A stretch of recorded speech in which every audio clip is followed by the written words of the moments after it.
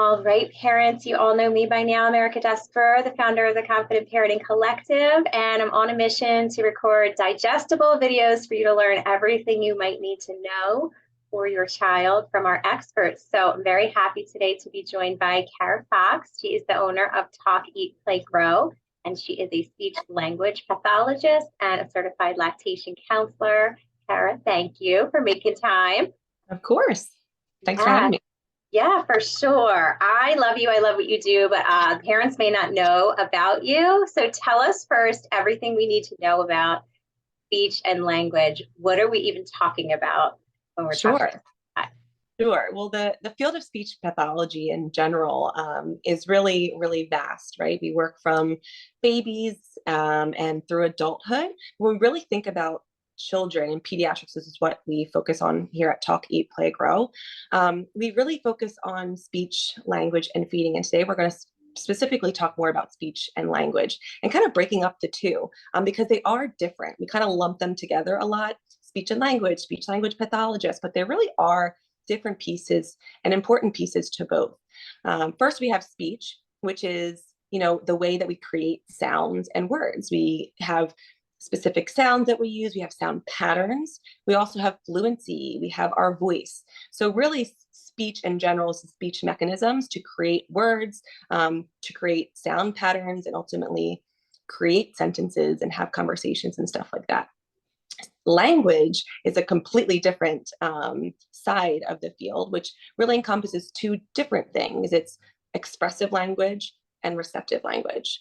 Mm-hmm. And a lot of times as parents, we tend to hyper focus on expressive language. Expressive language is really just how we communicate our needs and wants, desires, how we communicate with others. And of course, we all know that can look different for every child. It can be verbally, non-verbally, through technology, through signs. All of that is encompassed in expressive language. But we also have this piece called receptive language, which is just as important, if not more, at different stages of our development. And that is the comprehension side of language. So we have comprehension in order to follow direction, comprehension in order to play and involve ourselves in play with other people. Of course, comprehension of words and sentences and things like that. It's a very important precursor to the expressive language growth that we all kind of watch and wait to see. So the receptive language piece is sometimes overlooked. So I always like to kind of describe that and educate parents on that piece too. Awesome. That's great. Thank you. Yeah. Okay. So as a parent, if someone's having a concern in their gut, and we all know what it feels like to have a mom gut, parent gut concern, yeah, what would be their first step if they think that speech language is not developing typically? Sure. Typically, most parents will bring those concerns to their pediatrician. And the hope is that your pediatrician will listen, digest your concerns, and provide a referral that's appropriate. There are many different resources in your area, and especially our area here in Pennsylvania. There are services through the state and the county that can be provided to your children. There's also insurance-based care that you can go to, like an outpatient facility, or someone like us, Talk, Eat, Play, Grow, can come to you and use insurance. And of course, private pay options as well. There's many great practices and providers out there that provide private services. But one of the big things too, I think we can all relate to, is expressing concerns and really not being heard, or maybe they might be dismissed in some way. So just because you bring your concerns to your pediatrician, and if that kind of conversation stops, don't feel the need to stop that conversation or continue to look for help. So in that case, you can absolutely reach out to a provider yourself. You can contact the county yourself. You can reach out to outpatient facilities yourself. You can reach out to organizations like ours to set up evaluations. You do not need your pediatrician's permission to do so. So talking to your pediatrician, of course, is important because they oversee your child's overall growth and development, but don't ever feel like that conversation needs to stop there. You can absolutely directly contact people like me or other organizations that can help. And an amazing resource that you're putting together allows parents to do that work more so themselves too. They can kind of go onto the Special Needs Collective, find some providers, and research them themselves and reach out and get an evaluation done. Because I think that's the important piece. And I think even as adults, we always seem like there needs to be a problem in order for me to get help. And evaluation can really just be an insight to, maybe some areas of strength or some possible areas of need that might be coming. And we just kind of need to watch and wait a little bit. Or, hey, there are some areas of need here that we see. Let's start getting the ball rolling with therapy. And of course, that last piece is just getting tips and tricks from a professional if you feel like your child is behind or you just have any concerns at all.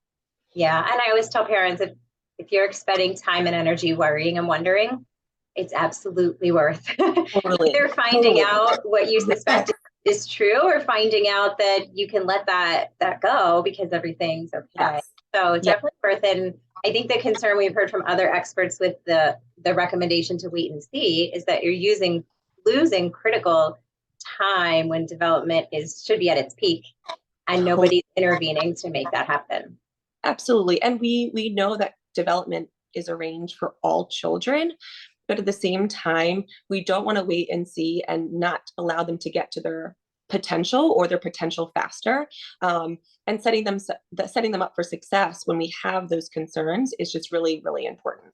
Yeah, excellent. Thank you. So you mentioned the different avenues parents can explore for support, and on the collective, we do have links to all the early interventions. If families want to go that route, obviously we have companies like your own, Talk, Eat, Play, Grow in the directory. So what would a parent expect? Like, what does it look like to work with someone like you or your team? And yeah, just fill us in a little bit on that. Sure. So Talk, Eat, Play, Grow we focus on pediatrics and we specialize in speech, language, and feeding disorders. What makes us unique is that we come to you. So we come to your home. We know how crazy parenthood is, and we hope to make getting support for you and your family a little easier by coming to you. We accept some local insurance plans. We also accept private pay and HSA accounts as well. And what it would look like typically is first an evaluation. So we come and do a formalized evaluation. And then based on those results, create a plan with you and what works best for your family. If your child needs therapy, we can work on a consult basis if that's more of a need. There's plenty of avenues to get help. Even if there isn't a true diagnosis yet, there's many ways that we can support you and your family along the journey. Awesome. I love it. I love the idea of not having to leave your home. I know. All I've done this week is drive my son to and from appointments. I know. I'm a mom of two and I get it. I'm always like, if I could have a haircut at my house, if I could have it all, I would. So right. We hope it's a little easier for parents in that Awesome. Sense. Well, we will have you back again to talk about feeding. If parents want to learn more, you're at talkeatplaygrow.com. You have a killer Instagram page with wonderful tips all the time and like in the moment videos with your own kiddos, which I love. So they can come find you there as well. And thanks so much for taking the time today. Thanks so much for having me. All right. We'll see you again soon. Thanks, parents. Bye. You too.